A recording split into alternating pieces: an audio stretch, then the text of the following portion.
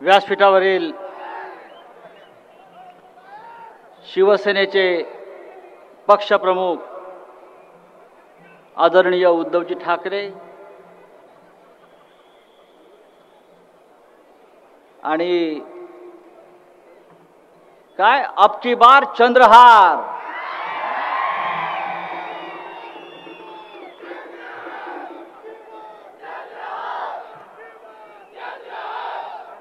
त्यांच्याकडे उद्धवजी त्यांच्याकडे काय डबल इंजिन ट्रिपल इंजिन, आमच्याकडे डबल महाराष्ट्र केसरी आहे. त्याच्यामुळे डबल इंजिन ट्रिपल इंजिन आता सांगलीमध्ये फेल. आपण सर्व ज्या विराट संख्येने इथे जमलेला आहात, मला क्षणभर वाटलं की इथे कुस्तीची दंगलच सुरू आहे. कारण सांगली कोल्हापूरला एवढी गर्दी कुस्तीलाच होती.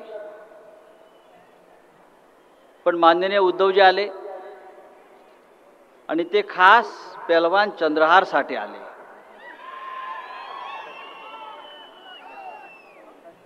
लोकांच्या मनात संभ्रम निर्माण केला जातो. संभ्रम काय आहे? इथे कोण लढणार? या मैदानात चंद्रहारच लढणार. चंद्रहारच जिंकणार. आणि हा महाराष्ट्र डबल केसरी त्याची विजयाची गदा घेऊन, एका हातात मशाल घेऊन दिल्लीच्या संसदेत गेल्याशिवाय राहणार नाही, ही गॅरंटी ही सभा देते आहे. इकडे एकच गॅरंटी चालणार, शिवसेनेची गॅरंटी. खरं म्हणजे आजच्या सभेला उद्धवजी आपल्याला माहिती आहे, आजची सभा होणार नाही होणार, होणार नाही होणार, पण सभा झाली आहे. आणि सभेला काँग्रेस, राष्ट्रवादी काँग्रेस सगळ्यांनी मनापासून शुभेच्छा दिलेल्या आहेत. आणि पुढल्या सभेला सगळे व्यासपीठावरती सर्व नेते उपस्थित राहतील. आज सांगलीमध्ये प्रवेश केल्याबरोबर आम्ही सर्वप्रथम या सांगलीचं नव्हे तर महाराष्ट्राचं भूषण स्वर्गीय वसंतदादा पाटील यांच्या स्मारकाला भेट दिली. वसंतदादांचे आशीर्वाद घेतले. स्मारकावर विशाल पाटलांच्या मातोश्री शैलाभाबी उपस्थित होत्या, त्यांनी शुभेच्छा दिल्या. पतंगराव कदमांच्या कुटुंबानं शुभेच्छा दिल्या. आणि इथे आल्यावरती पाहिलं मिरजेमध्ये इकडल्या जनतेनंही चंद्रहारला आशीर्वाद आणि शुभेच्छा दिलेल्या आहेत. सांगली जिल्ह्याचे तारणहार कोण? चंद्रहार.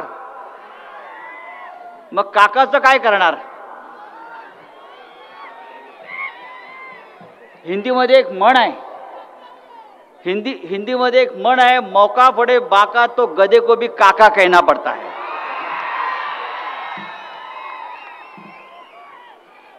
आता ते चालणार नाही. तासगावला पाठवताय, कशाला?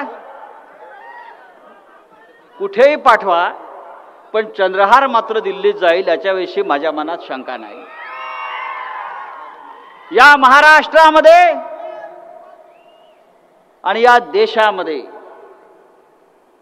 सध्या एकच आवाज घुमतो आणि एकच आवाज ऐकला जातोय, तो म्हणजे शिवसेनेचा आणि माननीय उद्धव ठाकरे साहेबांचा. या देशात आज नरेंद्र मोदीला कोणाची भीती वाटत असेल तर ती फक्त माननीय उद्धव ठाकरे साहेबांची. या महाराष्ट्रात यापुढे एकच गॅरंटी चालणार, ती म्हणजे उद्धव ठाकरे साहेबांची. काय एक एक रोज नवीन नवीन गॅरंटी देत सुटलेल्या आहेत. काय उद्धवजी ऐकलं का? मी आपल्याला एवढंच सांगतो की बाबांनो, कोणाविषयी आपल्याला वाईट बोलायचं नाही, कोणाविषयी वाईट विचार करायचा नाही, पण सत्ता येईल तेव्हा त्यांना सोडायचं पण नाही. आज चंद्रहार आपल्यासाठी एक शुभशकुन आहे. समोर आमचे तेजस ठाकरे आपली सभा ऐकायला आलेले आहेत आणि तेजस ठाकरे फार कमी वेळा सभा ऐकायला जातात. आज म्हटले, आज चंद्रहार यांची सभा पाहण्यासाठी आणि ऐकण्यासाठी मला इथे यायचं आहे आणि ते समोर बसून आपली सभा ऐकतायत आणि अनुभव घेत आहेत.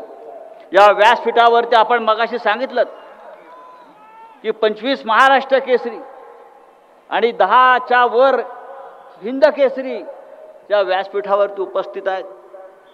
कोणत्याही व्यासपीठावरती इतक्या मोठ्या संख्येनं खेळाडू उपस्थित राहिलं जर मी पाहिलं नाही, ते सुद्धा एका उमेदवारासाठी.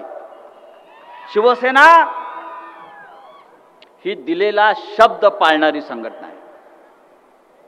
अमित शहानी बाळासाहेब ठाकरे यांच्या खोलीमध्ये मातोश्रीवर एका पवित्र मंदिरामध्ये माननीय उद्धव साहेबांना दिलेला शब्द पाळला नाही आणि त्यानंतर या महाराष्ट्रामध्ये जे महाभारत घडलं त्या महाभारताच्या आपण सगळे साक्षीदार आहात. तुम्ही जर शब्द पाळला नसाल, तुम्ही दिलेला शब्द राखणार नसाल, तर या महाराष्ट्राचा इतिहास बदलण्याची आणि घडवण्याची ताकद माननीय उद्धव ठाकरे आणि शिवसेनेमध्ये आहे. हे माननीय उद्धवजींनी दाखवून दिलं. हा कुटुंब संवाद मेळावा आहे, जनसंवाद मेळावा आहे. आतापर्यंत गेल्या 2 महिन्यात माननीय उद्धवजींनी 100च्या वर सभा महाराष्ट्रामध्ये घेतल्या. महाराष्ट्राच्या कानाकोपऱ्यामध्ये लोकांनी त्यांचं प्रचंड स्वागत केलं. मग विदर्भ असेल, मराठवाडा असेल, कोकण असेल, कोल्हापूर असेल आणि आज सांगलीमध्ये पोहोचलेलं आहे. आणि आजचा प्रचंड धसका आपल्या विरोधकांनी घेतलेला आहे. शिवसेनेचा एवढा धसका घेतला की महाराष्ट्राचं रक्षण करणारी शिवसेना मराठी माणसाच्या स्वाभिमानासाठी माननीय बाळासाहेब ठाकरेंनी निर्माण केलेली ही शिवसेना या गुजरातच्या 2 नेत्यांनी तोडली फोडली आणि महाराष्ट्र तोडण्याचा त्यांचा प्रयत्न सुरू आहे. आणि आज मी इतकंच सांगेन, ही सांगलीची भूमी उद्धव साहेब महाराष्ट्राच्या प्रत्येक लढ्यामध्ये, संयुक्त महाराष्ट्राच्या लढ्यापासून ते मुंबईच्या निर्मितीच्या लढ्यापासून या सांगलीतला कार्यकर्ता जो मुंबईतला आहे, अगदी वसंतदादा पाटलांपासून ते ठामपणे शिवसेनेच्या मागे उभे राहिलेले आहेत. आणि म्हणून उद्धवजींनी निर्णय घेतला, ज्या वेळेला आपल्याला सांगलीची निवडणूक लढायची आहे आणि सांगलीची निवडणूक जिंकायची आहे.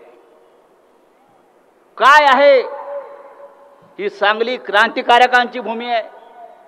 स्वातंत्र्याच्या लढ्यामध्ये वसंतदादा पाटलांसारखे क्रांतिकारक स्वातंत्र्य सैनिक या भूमीत निर्माण झाले. त्यांनी ब्रिटिशांशी संघर्ष केला, त्यांनी ब्रिटिशांच्या गोळ्या आपल्या छातीवर झेलल्या. तोच हा सांगलीचा जिल्हा आज ठामपणे शिवसेनेच्या मागे उभा राहतोय. तो दुसऱ्या स्वातंत्र्याच्या लढ्यासाठी, जे आपलं स्वातंत्र्य, जे आपली लोकशाही नरेंद्र मोदी आणि अमित शहा यांनी संकटामध्ये आणलेली आहे. हे संकट आपल्याला दूर करायचं आहे. महाराष्ट्रावर 400 वर्षापूर्वी अशा प्रकारचं संकट औरंगजेबाच्या रूपाने आलं होतं. आज जे संकट आपण भोगतोय त्याच प्रकारचं संकट 400 वर्षापूर्वी छत्रपती शिवाजी महाराजांच्या काळामध्ये औरंगजेब महाराष्ट्रावर चाल करून आला होता. तेव्हा सुद्धा हा महाराष्ट्र त्या औरंगजेबाशी संघर्ष करून लढून त्यांनी हा महाराष्ट्र वाचवला. आज मी तुलना करतो की महाराष्ट्रावरती आज दिल्लीच्या आणि गुजरातच्या सुलतानांचा हल्ला का सुरू आहे. तेव्हा जेव्हा खोलात शिरलो तेव्हा माझ्या लक्षात आलं ही औरंगजेबी वृत्ती जी आज गुजरातच्या भूमीतून दिल्लीत गेली, आणि दिल्लीतून महाराष्ट्रावर चाल करून आली ती यासाठी की या महाराष्ट्रामध्ये छत्रपती शिवाजी महाराजांचा जन्म झाला, या महाराष्ट्रामध्ये धर्मवीर संभाजी राजांचा जन्म झाला, पण त्याच वेळी बाजूच्या गुजरातमध्ये औरंगजेब जन्माला आला होता. गुजरातमध्ये तुम्हाला माहीत नसेल की औरंगजेबाचा जन्म या गुजरातमध्ये दाहोद नावाच्या गावात झाला आणि त्याच्या बाजूच्या गावामध्ये नरेंद्र मोदीचा जन्म झाला. तेव्हा तुम्हाला कळलं असेल या महाराष्ट्रावर औरंगजेबाप्रमाणे या दिल्लीचे आक्रमण का होत आहे.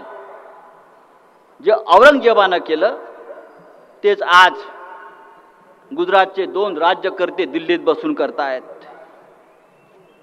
ज्या गुजरातमध्ये औरंगजेब जन्माला आला त्याच गुजरातमध्ये मोहम्मद अली जिना जन्माला आला, ज्याने पाकिस्तान निर्माण केला. प्रत्येक जमिनीचा भूमीचा एक वैशिष्ट्य असतं.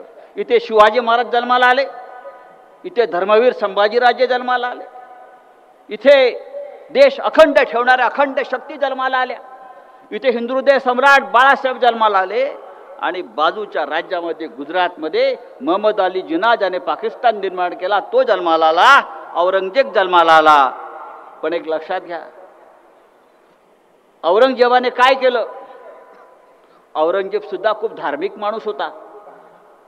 मग औरंगजेब फावल्या वेळात टोप्या विणायचा, टोप्या, आणि जपमाळ ओढत बसायचा, आणि मी फार मोठा मानवतावादी धार्मिक माणूस आहे अशा प्रकारचं ढोंग निर्माण करायचा.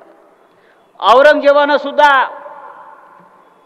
या महाराष्ट्रात नव्हे तर या देशामध्ये असा फतवा केला की सगळ्या सरदारांनी माझं गुलाम व्हावं आणि मी फक्त बादशाह. आज या देशामध्ये तीच परिस्थिती आहे. औरंगजेबानं आपल्या भावाला, आपल्या वडिलांना सुद्धा सोडलं नाही. आज आपल्या देशामध्ये नेमकी तीच परिस्थिती आहे. औरंगजेबानं अशा पद्धतीनं काम केलं की तो सगळ्यांशी गोड गोड बोलायचा आणि शेवटी पाठीत खंजीर खुपसून ती राज्य आपल्या ताब्यात घ्यायचा. औरंगजेबानं सुद्धा फोडा झोडा आणि राज्य करा हीच नीती अवलंबली, आणि गुजरातमधून दिल्लीत गेलेल्या त्याच लोकांनी आज महाराष्ट्राच्या बाबतीत, देशाच्या बाबतीमध्ये हीच नीती अवलंबली. पण इतिहासाची पुनरावृत्ती होते, लक्षात घ्या. त्या औरंगजेबाला शेवटी या मर्दांच्या महाराष्ट्रानं या भूमीत गाडलं, त्याची कबर या महाराष्ट्रामध्ये आपण खणली आणि हा इतिहास आपण निर्माण केला. त्याच्यामुळे महाराष्ट्रावर जर कोणी चाल करून येणार असेल तर याद राखा, असं सांगण्यासाठी सांगलीतली सभा आहे. आपण हिंदुत्वाच्या गोष्टी करता, आमच्या हिंदुत्वावर शंका घेता, आमच्या स्वाभिमानावर शंका घेता, आणि तुम्ही काय करताय, हिंदुत्वाचं ढोंग करताय. उद्धव साहेब, आपल्याला माहीत असेल, या जनतेलाही माहीत असेल, गेल्या काही दिवसापासून या देशामध्ये निवडणूक रोख्यांचा घोटाळा आपल्या सगळ्यांनी पाहिला असेल. धमक्या देऊन, ईडी सीबीआय मागे लावून चोरांच्या सरदारांनी आपल्या बँकेच्या, भाजपच्या खात्यामध्ये 8,000 कोटी रुपये गोळा केले. याला म्हणतात हप्ता वसुली. कोणाकडून केले? 1000 नावाले असतील, पण तुम्हाला मी फक्त एक सांगतो, आणि यांचा हिंदुत्वाचा मुखवटा जो आहे तो तुम्हीच त्याच्यामुळे ओरबडून काढाल. काही काळापासून भारतीय जनता पक्षानं, त्यांच्या नेत्यांनी ठिकठिकाणी गोवंश हत्याबंदी, गोवंश हत्याबंदी किंवा गायी वाचवा अशा प्रकारचं एक आंदोलन सुरू केलं. ठिकठिकाणी अनेक निरपराध लोकांना, आमच्या मुस्लिम बांधवांना देशभरामध्ये पकडून त्यांचं मॉब लिंचिंग केलं. पण आज जेव्हा मी ती यादी तपासली त्यांना देणगी देणाऱ्यांची, तेव्हा जगामध्ये गोमांसाचं एक्सपोर्ट करणाऱ्या कंपन्याकडून, गायींची हत्या करणाऱ्या कंपन्याकडून या भारतीय जनता पक्षाच्या खात्यात 250 कोटी रुपयाचा निधी आलेला आहे. हे यांचं हिंदुत्वाचं ढोंग आहे. आणि अशा या ढोंगी लोकांचा बुरखा आपण फाडला पाहिजे. या राज्यात आणि या देशामध्ये अशा प्रकारचं ढोंगी चोरांच्या सरदारांचं राज्य क्षणभरही राहता कामा नये. आणि मला खात्री आहे ही मिरजेची सभा ही त्या दृष्टीनं ऐतिहासिक आहे, सांगलीतली सभा त्या दृष्टीनं ऐतिहासिक आहे. सांगलीमध्ये जेव्हा जेव्हा क्रांतीची ठिणगी पडली या भागामध्ये, तेव्हा तेव्हा या महाराष्ट्रामध्ये परिवर्तन झाल्याचं मी पाहिलेलं आहे. या मातीमध्ये, या माणसांच्या मनगटामध्ये ती रग आहे आणि या माणसांच्या डोक्यामध्ये ती आग आहे परिवर्तन करण्याची. आणि म्हणून हे मशाल चिन्ह तुम्हाला त्या आगीची आठवण करून देईल. चंद्रहार पाटील हा एक तडफदार, झंझावाती, त्याने अनेक वर्ष अनेक माध्यमातून आपली सेवा केली आहे. तो शिवसेनेच्या परिवारात येऊन आज या सांगलीकरांची सेवा करू इच्छितो. आपण सगळ्यांनी एक निश्चय केला पाहिजे संपूर्ण जिल्ह्यात की एक सामान्य शेतकऱ्याचा मुलगा ज्याने या सांगलीची प्रतिष्ठा आणि मान कुस्ती क्षेत्रामध्ये देशभरात उंचावली, ज्याच्या मागे धनशक्ती नाही, ज्याच्या मागे राजकीय शक्ती नाही, तर शिवसेनेसारखी एक संघटना उभी आहे आणि आपली एक लोकशक्ती उभी आहे. आपण सगळ्यांनी त्याच्यामागे ठामपणे उभं राहावं. आणि माननीय उद्धव साहेबांना आपण वचन दिलं पाहिजे, होय आम्ही चंद्रहारला दिल्लीमध्ये पाठवल्याशिवाय स्वस्थ बसणार नाही. आणि मला खात्री आहे आजच्या सभेनं ती विजयाची गदा, डबल महाराष्ट्र केसरी, आता ट्रिपल होत आहे. आपण हिंद केसरी होत आहे. आपण रुस्तमे हिंद होणार दिल्लीत जाऊन. आणि आपण शिवसेनेचा भगवा झेंडा आणि विजयाची गदा घेऊन दिल्ली जातात. जय हिंद, जय महाराष्ट्र.